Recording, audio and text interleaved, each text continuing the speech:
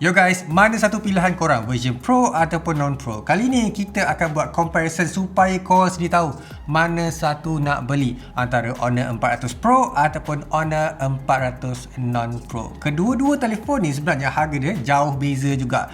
RM2,699, yang ni RM1,899. Beza antara dua ni RM800.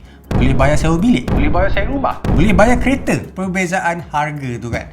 So, without wasting more time, jom kita tengok satu-satu so that korang dapat decide. Design benda pertama sekali yang korang akan perasan, yang Pro akan nampak lagi banyak effort yang Honor letak, tapi yang non-Pro ni dia lagi less effort sebab dia simple punya design. Flat panel belakang, flat dia punya rangka dan juga a flat punya display. So yang Pro ni sebenarnya dia lagi curvature, ada design.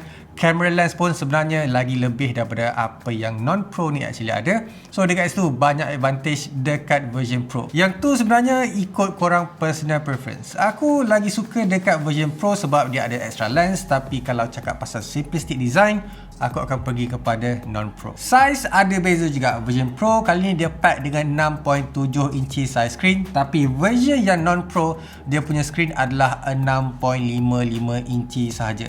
Tapi bila korang tengok bandingkan sebelah-sebelah, dia tak nampak jauh beza sangat. Sebab apa? Extra size yang ada dekat Pro tu kebanyakannya actually pergi dekat curve dia. Yang ni kuat curve, yang ni flat display. So dekat situ korang dah boleh nampak beza. But even though dia ada size yang berbeza, dia punya profile beza, dia punya specs almost the same sahaja. Contohnya macam dia punya resolution 1.5K, AMOLED display still sama juga. Lepas tu dia punya keterangan sampai 6000 nits of brightness. So dekat situ korang takkan nampak beza sangat unless kalau korang bandingkan antara dia punya profile screen sahaja. Other than that, 120Hz, PWM dimming yang tinggi. Lepas tu dia ada eye comfort yang mana protect korang punya mata waktu tengah tidur ataupun korang actually nak tidur. And then kalau korang main telefon ni dalam jangka masa yang lama, tak sakit, tak penat sangat mata ni. So tu adalah kelebihan yang ada dekat screen daripada jenama Honor ni sahaja. And kalau korang nak tahu features tu, usually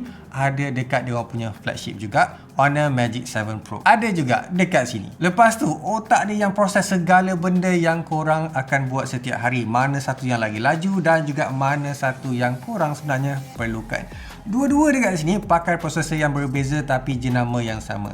Pro dia pakai yang Snapdragon 8 Gen 3, yang ni tahun lepas. Yang ni pula pakai Snapdragon 7 Gen 3. Kedua-dua prosesor ni actually kategori yang lain. Yang ni flagship, yang ni kategori mid-range. Tapi kebanyakan orang takkan perasan in terms of performance untuk daily use unless kalau cakap pasal performance gaming. Aku dah try kedua-dua telefon ni, dia rasa snappy. Processor ni is not something yang aku boleh bandingkan sebelah-sebelah unless kalau kita cakap pasal benchmark. In terms of pengalaman untuk daily use, almost the same sahaja. Tak ada lacking dan juga tak ada advantage across another kalau nak cakap pasal daily drive punya usage. But kalau kita pergi dekat benchmark, Snapdragon 8 Gen 3 akan lagi tinggi daripada Snapdragon 7 Gen 3. Dan dekat sini boleh pergi sampai 1.8 juta. Antutu untuk 7 Gen 3 dia hanya dapat capai 800,000 Antutu score. So dekat situ korang nampak perbezaan in terms of dia punya kelas. However, walaupun aku cakap ada beza in terms of dia punya Antutu benchmark, kalau korang main game MLBB contohnya, dia still dapat dua-dua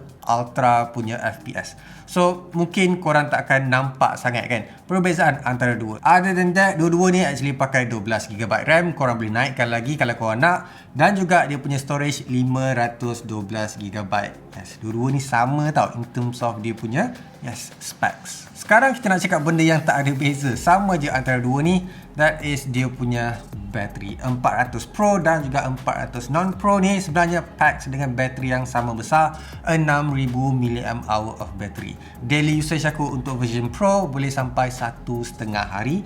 Tapi korang bayangkan kalau version non-Pro ni, dia boleh pergi sampai 2 hari juga kalau korang betul-betul pakai. And dekat situ menunjukkan yang yelah, bila prosesor lagi powerful, dia akan lagi makan banyak kuasa. Yang non-Pro dia pakai less powerful, tapi pada masa yang sama dia tak perlu proses benda yang tak penting. So that's why hence dia lagi jauh lagi tinggi dia punya bateri ketahanan. Ya ke tak ada beza? Kalau kan adalah untuk version Pro yang ni support sampai 100 watt, charge 15 minit, boleh dapat dalam 51%. It's quite fast kan.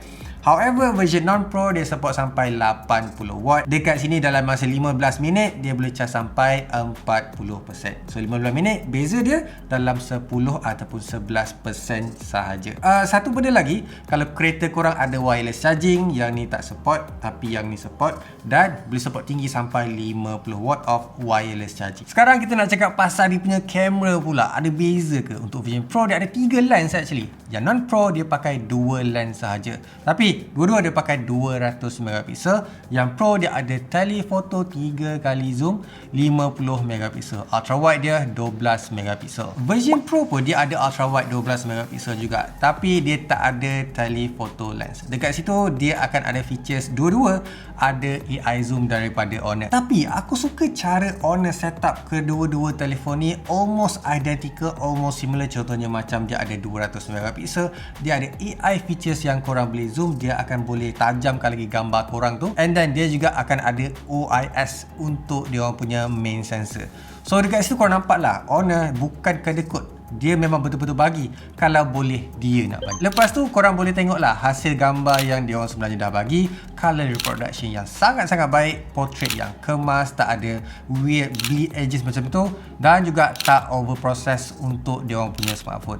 Zoom pun boleh kata dua-dua nampak nice, cuma itulah advantage yang ada dekat version Pro sebab dia ada telephoto camera, boleh zoom sampai 3 kali, 20 kali sampai 50 kali pun korang boleh zoom. Tapi kan Fazli, ada AI features yang tak dapat ke dekat non-pro ni? Tak, kita still lagi dapat yang sama macam version Pro in terms of dia punya AI features. Contohnya macam AI image to video, korang boleh tukarkan gambar jadi satu video. Yang mana benda tu yang pertama aku tengok ada dalam sesebuah smartphone yang actually dipromotekan. Lepas tu korang juga akan dapat AI out painting, AI eraser, AI cut out, AI face tune, AI upscale, even korang akan dapat moving photo collage tu. Dekat situ korang tahu yang tak ada lacking in terms of features AI yang ada dekat dia orang punya kamera ataupun dia orang punya foto. So tak ada beza lah in terms of AI features yang dah letak dekat dalam foto ataupun dekat dalam dia orang punya kamera. Software dia pula macam mana? Ada beza ke? Kalau ikutkan dua-dua pakai Android 15 dengan latest generation Magic OS 9. Sama juga macam version Pro yang dia orang pakai. Yang ni pun akan ada dekat sini. And get this, bukan je korang dapat UI yang sama macam diorang punya flagship, tapi korang juga akan dapat features yang sama. Contohnya macam Magic Portal untuk korang buat multitasking, buat search dan sebagainya. And then diorang juga bagi AI deepfake dekat dalam non-pro dan juga version Pro ni, which is next level juga. Lepas tu benda standard lah yang korang akan dapat dekat mana-mana smartphone, that is AI subtitle, AI writing tools, AI translation, AI summary. So benda-benda macam tu standard stuff yang ada dekat kebanyakan flagship ada juga dalam telefon ni. Persoalannya lah kan, kita dah selalu nampak Honor promote yang dia punya smartphone lagi tahan lasak daripada kebanyakan telefon yang ada. Tapi telefon ni kan, dia sama ke? Tahan lasak ke? Ada beza ke antara dua?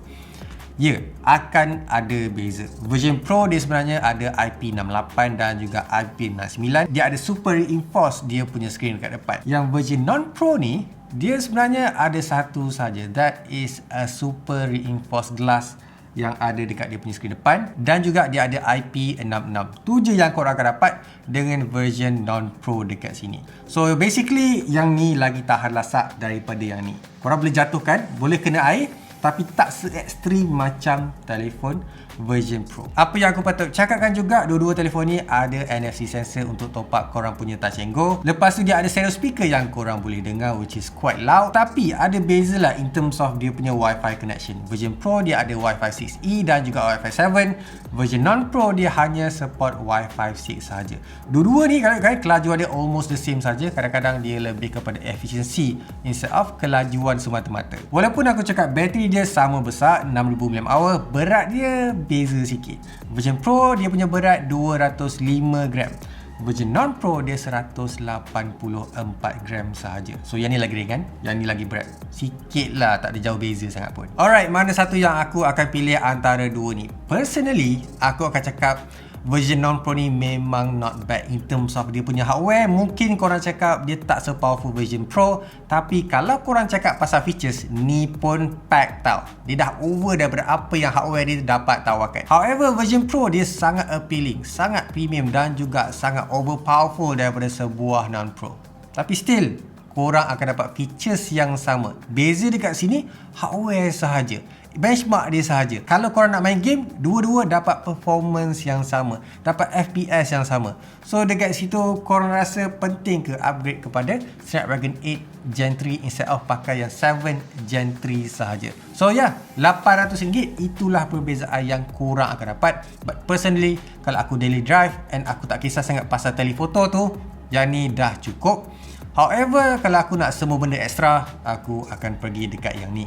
Dan ingat dia punya harga pun, walaupun aku cakap dia beza RM800, tapi kalau compare dengan market luar sana, yang ni lagi more appealing daripada jenama yang lain. Tu je yang aku boleh cakap pasal antara kedua telefon version Pro dan juga version non-Pro ni.